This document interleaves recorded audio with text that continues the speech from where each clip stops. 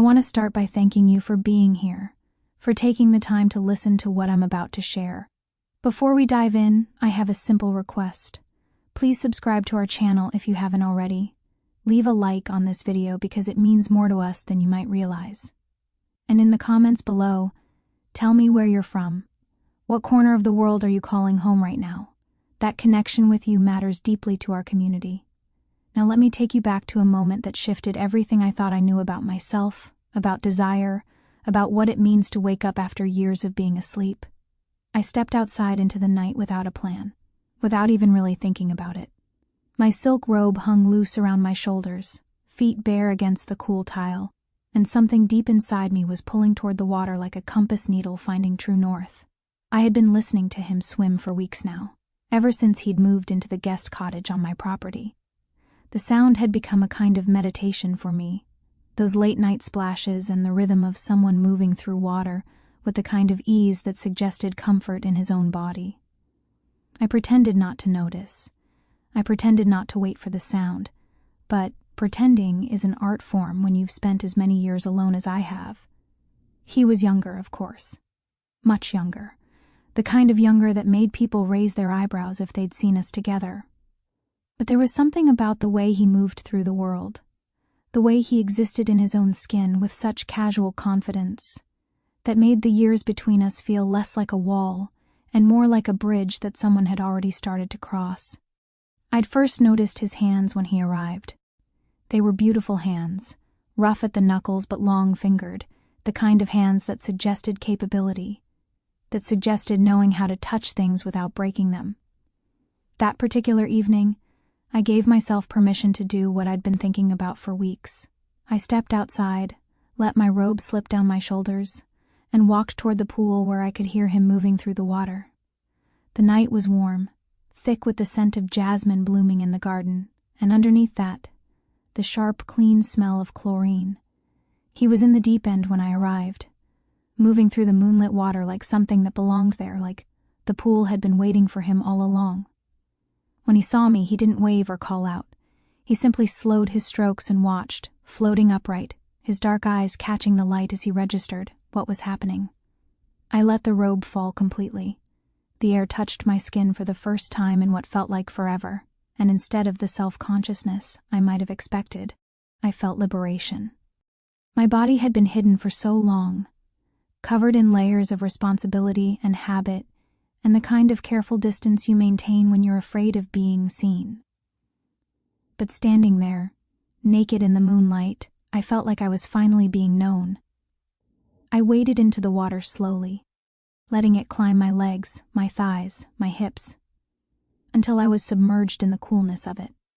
My breath caught, not from cold, but from the electric awareness of his presence, the way his eyes followed my every movement. There was no rushing between us, just a slow gravitational pull, the kind that doesn't demand anything but presence. He drifted closer, and I noticed how deliberate his movements were. Like every stroke was a question, every glance an invitation that I could accept or refuse without consequence. But I didn't want to refuse. I hadn't wanted to refuse anything in a very long time. We circled each other in that water like we were learning a language that had existed long before words were invented. His fingers trailed along my arm, barely touching, but the contact sent shivers through me that had nothing to do with the temperature. My skin answered him, responding to every near touch with goosebumps and quickened breath. We were so close that I could feel the heat radiating from his body, the warmth that rose between us like steam from a bath. My legs brushed against his, and instead of stepping back, I let them linger. There was a particular kind of electricity that crackled in that space, the kind that builds when two people hover at the edge of permission, not sure who will cross the line first, but knowing that eventually someone will. His mouth came close to mine, close enough that I could feel the warmth of his breath, but he didn't kiss me. Not yet. Instead, he traced the curve of my shoulder with his lips, barely making contact, just enough to make my breath catch in my throat. He circled me like a predator who wasn't sure whether to pounce or wait for the prey to ask him to. I floated there, arms loose at my sides, my chest rising with each heartbeat that had grown louder, more insistent. And it was the look on his face that finally undid me. There was nothing cocky about it, nothing possessive, just focus, tenderness. Something that looked almost like reverence, like he was looking at something sacred and wild all at the same time. The water held my bare skin like it had been waiting for it, cool and smooth against curves that had felt neglected for far too long. I let myself sink deeper, hair trailing in wet waves down my back, limbs loose now, the tension shifting from my shoulders to somewhere deeper, somewhere that pulsed with a need I had buried so successfully that I'd almost forgotten it was there. Every nerve in my body had come alive, sharpened, made ready for something I'd been denying myself. His chest skimmed past mine as he moved through the water, and I turned to follow his trajectory, letting the moonlight catch the hollow between my ribs, the soft curve of my stomach, every part of me that had spent years hidden beneath layers of fabric and caution. I wasn't hiding anymore. I was inviting without words, opening without asking, letting my body speak a language that my mouth had forgotten how to use. His hand found my waist, and the touch was electric, not demanding but promising. A promise that stretched across every year between us, and made the age difference feel not irrelevant but transformed, like it was part of what made this moment so charged with meaning. There was something reverent in the way he moved around me, like I was something rare, something that only made sense in moonlight and wet skin and the shared understanding of need. I reached for him, letting my hand rest on his chest, feeling his heartbeat accelerate beneath my palm. His skin was slick with water and warmth, and I could feel the tension underneath, the readiness that existed just barely beneath the surface of his breathing. His mouth was close to mine, close enough for the heat of it to rise with every shared breath. We hovered there, skin brushing skin without closing that final gap, and something shifted inside me. Something heavy and slow, like a lock clicking open somewhere in my spine. I wasn't afraid. I hadn't felt this much in years. This kind of electric knowing, this wild bloom of attraction that lived in every blink and touch and half-second of restraint, the kind that builds in layers, one heartbeat over the next, until neither of you can remember who pulled who into the first place. He moved behind me then, and I felt the heat of his breath on the curve of my shoulder. His hands rose through the water, skimming along my sides, and every touch felt like a discovery, like he was mapping territory that had been unexplored for too long. My back arched instinctively, and I leaned into him, pressing my hips into his, my shoulders resting against his chest. The contact lit a fuse inside me that had been buried under years of routine and solitude and the kind of careful distance you maintain when you're afraid of wanting too much. His mouth didn't land directly on me, but the space where it hovered crackled with intention. I found myself unraveling without being touched in any place that would make it obvious. The teasing was deliberate, masterful, his hands guiding the water, circling my waist, trailing across my ribs like a cartographer sketching lines on an unexplored coast. I opened my eyes barely and caught a reflection in the glass doors of the house. Two forms in the water, intertwined but not fused, glowing like figures in a dream that didn't care about names or roles or consequences. My breath came faster, my body moving in slow, small rhythms against his, like every inch was chasing friction. Each pulse in my belly matched the movement of his fingers that had drifted lower, skimming in lazy patterns that never settled, only stirred. I wanted more, but even the wanting felt like an indulgence, a luxury I had denied myself for so long that it now arrived with dizzying sweetness. He pulled us toward the shallow end, where I could stand, where the water came to my chest and his came to his waist. His hands found my jaw, and he finally kissed me, and it was everything I'd been waiting for without knowing I was waiting. The kiss started soft and turned deeper, slower, the kind that isn't a beginning but a confirmation that everything up until now had been foreplay. His tongue found mine with ease, with confidence, with the kind of hunger that suggested he'd been thinking about this too. The kiss didn't fade. It deepened, grew warmer, heavier, tasting more like surrender than invitation. My hands had found his back, palms sliding over skin that flexed under my fingers, muscles tightening as his mouth opened against mine. Water clung to us in beads and ripples, but the heat beneath it outmatched everything else. It rose from our skin, from the way his chest moved against mine, from the rhythm that built between my thighs without ever being directly touched.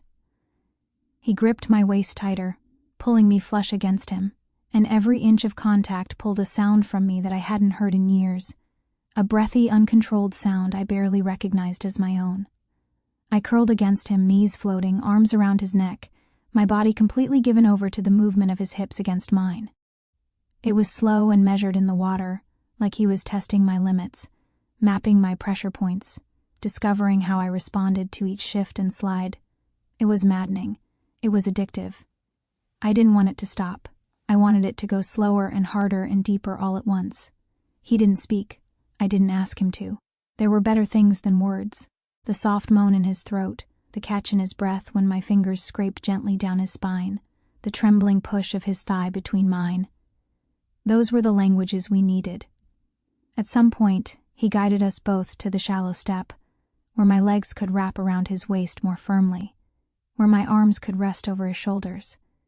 His hands found the underside of my thighs, and his lips brushed the top of my chest, his tongue tracing patterns against wet skin that tightened under each pass. The robe was somewhere far off by then, useless, and I was bare in every sense of the word.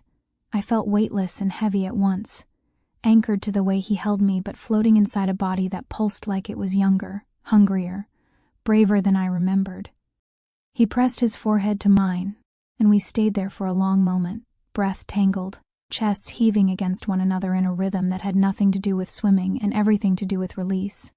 The crickets had quieted, or maybe I just didn't hear them anymore. My attention had tunneled into the warmth of his hands against the curve of my back, the slide of his lips along my jaw, the whisper of skin on skin just under the surface.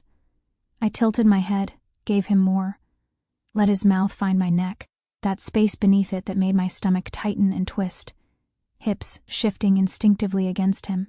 His fingers slid lower, underwater now, tracing the inside of my thigh with something close to reverence. I moved with him into him, riding that slow, rising tempo that felt less like a sprint and more like the slow drag of a storm rolling in.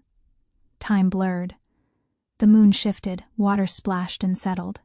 At some point he stood, lifting me with ease, my arms wrapped around his shoulders, and carried me from the pool. I felt the air wrap around my skin like a sheet, cool and welcome after so much heat.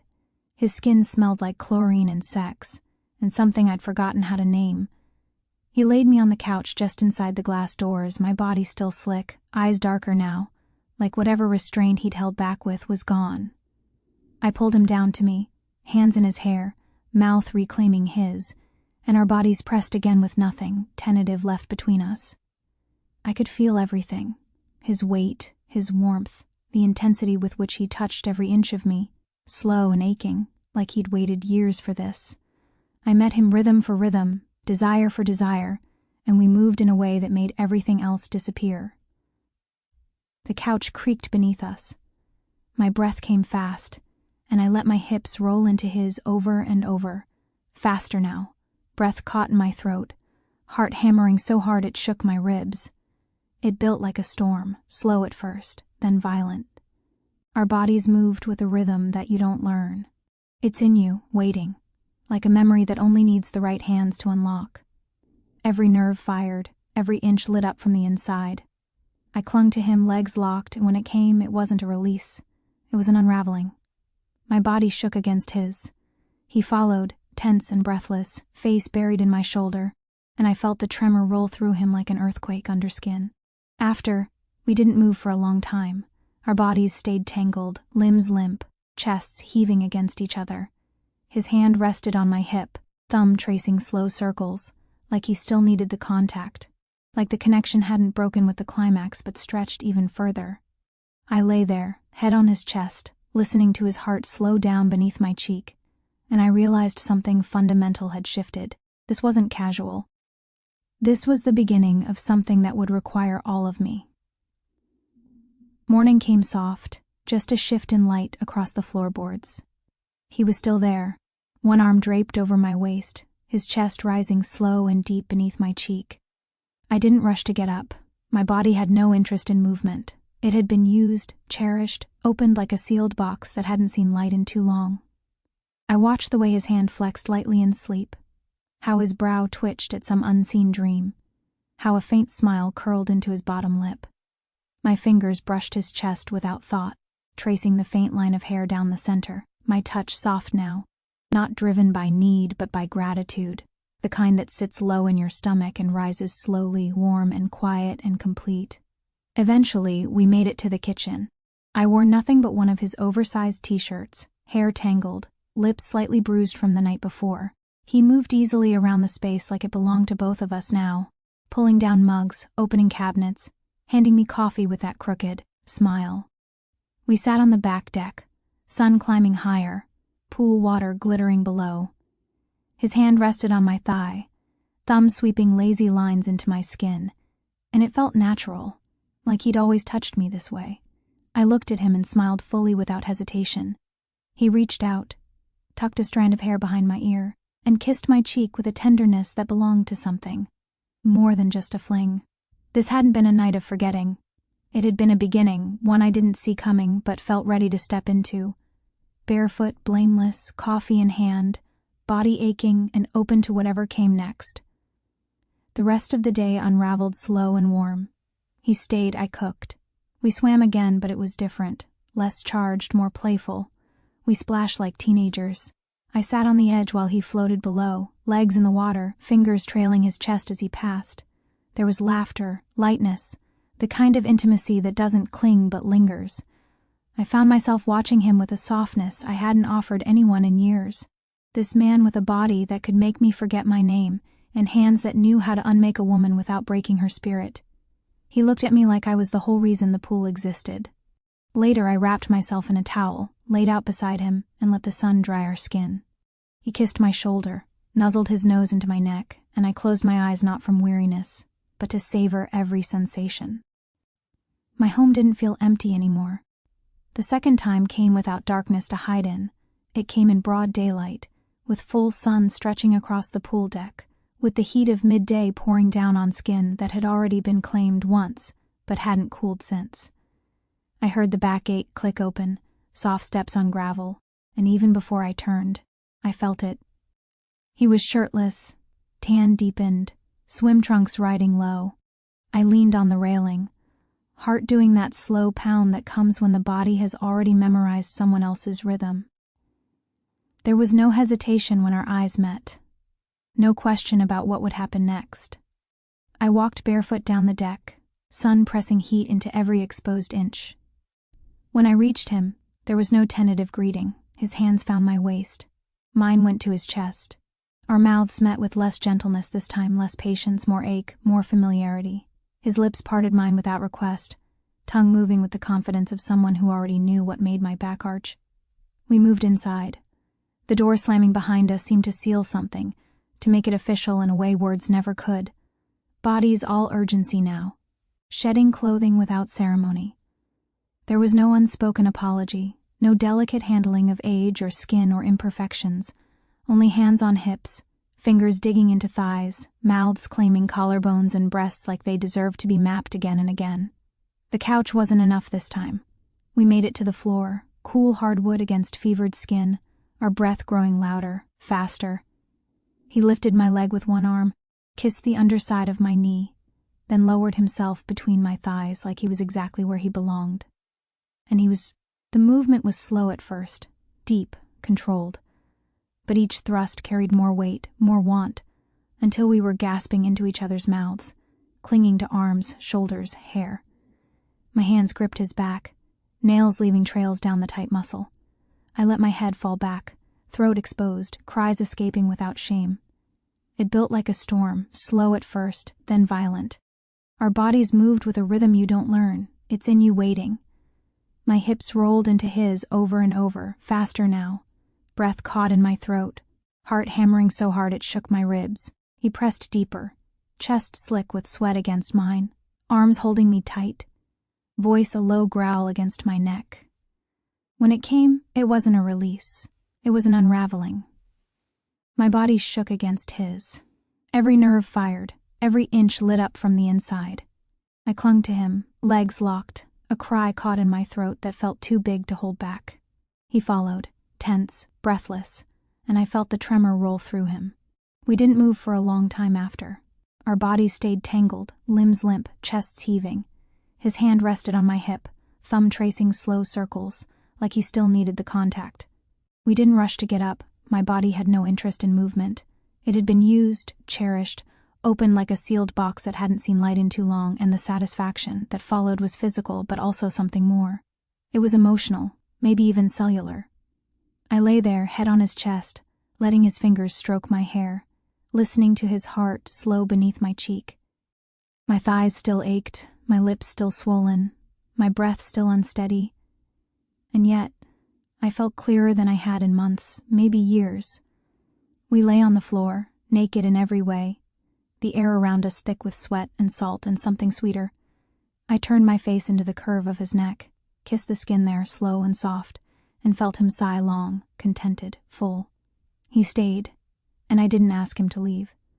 The morning came soft, just a shift in light across the floorboards, and the quiet hum of the ceiling fan stirring the air. He was still there, one arm draped over my waist, his chest rising slow and deep beneath my cheek. I didn't rush to get up. My body had no interest in movement. It had been used, cherished, and the satisfaction that followed was complete. I watched the way his hand flexed lightly in sleep, how his brow twitched at some unseen dream, and I realized that something fundamental had shifted. This wasn't about scratching an itch or filling a void that had been empty for too long. This was about a man who saw me, really saw me, and found something worth staying for. Eventually, we made it to the kitchen. I wore nothing but one of his oversized t-shirts, hair tangled, lips bruised. He moved easily around the space, pulling down mugs, opening cabinets, handing me coffee with that smile. We sat on the back deck, sun climbing higher, pool water glittering below. His hand rested on my thigh, and it felt like the most natural thing in the world. I looked at him and smiled without hesitation. He reached out, tucked a strand of hair behind my ear, and kissed my cheek with a tenderness that belonged to something more than just a fling. This hadn't been a night of forgetting. It had been a beginning. Over the following weeks, we fell into something that resembled a rhythm, though it was a rhythm neither of us had planned for. He stopped being the tenant in the guest cottage, and started being someone who simply belonged in my spaces. His clothes mingled with mine in the closet. His coffee mug sat beside mine on the counter. His presence filled rooms that had echoed with absence for far too long. We didn't talk about what we were doing or what it meant. We just lived it, day by day, night by night. We swam in the pool like it was ours, splashed like teenagers, floated under the stars like we were the only two people in the world. We cooked together, laughed together, made love with increasing tenderness and depth. The age difference that had seemed so significant at first faded into irrelevance. It mattered less than the way he looked at me, less than the care he took with my body, less than the fact that he chose to stay. Every morning I woke expecting him to be gone, and every morning he was still there, arm draped over my waist, breathing soft and deep. I found myself watching him in unguarded moments. The way his brow furrowed when he was thinking, the curve of his shoulders, the strength in his hands. He was beautiful, but that wasn't why I wanted him. I wanted him because he saw me. He looked at a woman in her middle years and didn't see something past its prime. He saw something worth wanting. My friends started to notice. The way I smiled more, the way I moved through the world differently, the way the weight of loneliness had lifted from my shoulders. They asked questions, and I gave vague answers because I didn't know how to explain what was happening. How do you describe falling in love with someone who looks like he could be your son? How do you justify the way it feels right, the way it feels like coming home? But I didn't need to justify it. Not to them and not to myself. What we had was real. It was built on honesty and attraction, and the kind of vulnerability that comes when you let someone see you completely. It was built on laughter and water, and the simple fact that we chose each other again and again, even when the world suggested we shouldn't. One night, we lay on the pool deck under the stars, his head on my chest, my fingers running through his hair. The world was quiet around us. The pool was still, and I realized that this was what I'd been missing all those years of solitude. Not just sex, though that was part of it. Not just companionship, though that was part of it too. But being seen, being wanted, being chosen not out of obligation or habit, but out of genuine desire. He looked up at me, eyes dark in the moonlight. There was a question there, unspoken but present. I didn't answer with words.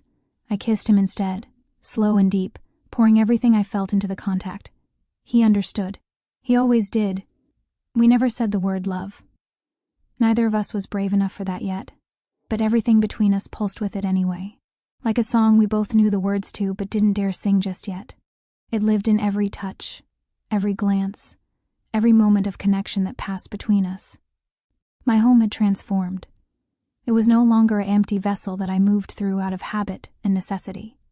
It was alive now, filled with breath and laughter and the sound of someone else existing in the spaces I'd occupied alone for so long.